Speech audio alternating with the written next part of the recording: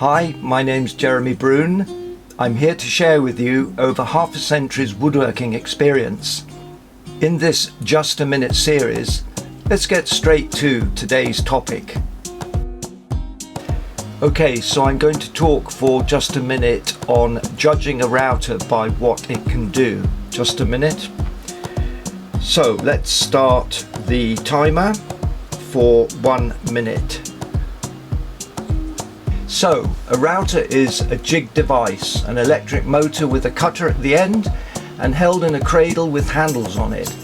And it plunges into the wood and by moving the router horizontally translates a hole into a groove. Well, okay, you knew that. But by adding jigs such as a fence or guide bushes with templates and then adding to the equation a vast range of different profile cutters, the router can do virtually anything in wood. Well, read my book if you haven't already.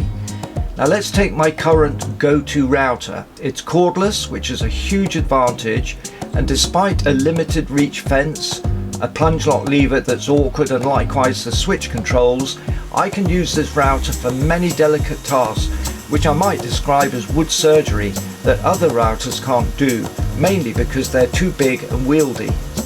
So there's no perfect router, but in the right hands, or should I say head, the router has unlimited There we are. The router has, and I was about to say the router has unlimited potential. Now please add your comments and experiences below and give this the thumbs up if you like this series of Just a Minute. Your feedback and interaction is what gets my channel noticed. Please suggest any topics that are of interest to you. Thanks for watching.